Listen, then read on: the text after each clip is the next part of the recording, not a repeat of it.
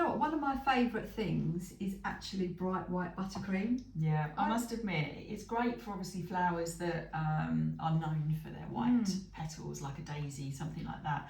But equally, I think when you put like white blossom or something like that, it just cuts through all the other colours, doesn't it? It really and it just gives you like a little bit of a highlight. Yeah, and also the great thing about using whitener is if you've got some colours and you want to soften them up, so they're not so, you know, bright as such, and you just want to soften those tones up, you can put a bit of whitener in there as well. It makes them a bit pastel-y, doesn't it? Yeah, it makes it gorgeous. So that's what I like using it for, which is great. So this is what we do use. This is Ingenious Edibles. That's what we like to use. But there are some other really good brands out there as well. You have to just try, you know, ones. Do a whitener, and just see what you like. But this is one that we've been using at the moment, and we really do like it, don't we? So it's really good. Yeah, to be fair, you don't have to buy it in a big. No, that's just because we use a lot like us. But yeah, it does come in like smaller bottles. Yes, yeah. You don't need much actually. So well, we'll show you. Yeah, so this is like normal buttercream. As you see, it's quite yellowy. So especially if you're mixing other colours with it, you start off with a yellow tone. You know, it's not as good, is it? No, but you do literally, you colour it in the same way that you would if you're using the gel. So I am going to just put a little bit in here. I deliberately cut that like That's that. a good idea. Because it's so otherwise messy. It comes out too quick, doesn't it? And it drips down. Yeah, I don't know what it is about this whitener. It seems to drip down. It goes all over whatever your hands. You do with it. Yeah, so I've cut a little slit in mine. You can see, I'll just put a little bit in there. You can always add more, so that's the thing.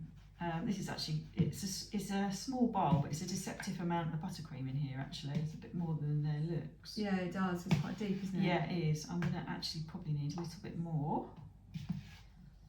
But it makes such a difference. Like Karen said, if you're just piping some little blossom on some cupcakes, you know, like a little cupcake garden, and it's so bright, the white, it really makes it pop, doesn't it? Yeah, it's coming out lovely. Yeah, I think the thing is, especially when you're making, this is, although it doesn't seem like a big amount, it is actually quite a big amount because you tend to use white in quite small quantities. All I would say is it does, because you need to put quite a bit of the liquid in, it does soften the buttercream up a little bit. So you may find you just need to pop that into the fridge.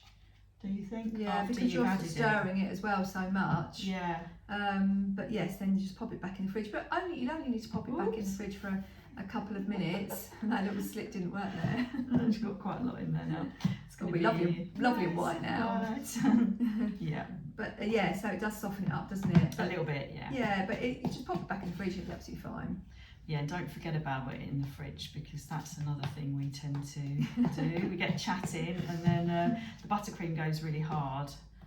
But again, you can just, you know, you've got to sort of use the fridge and your microwave, haven't you, to get the consistency of the buttercream right.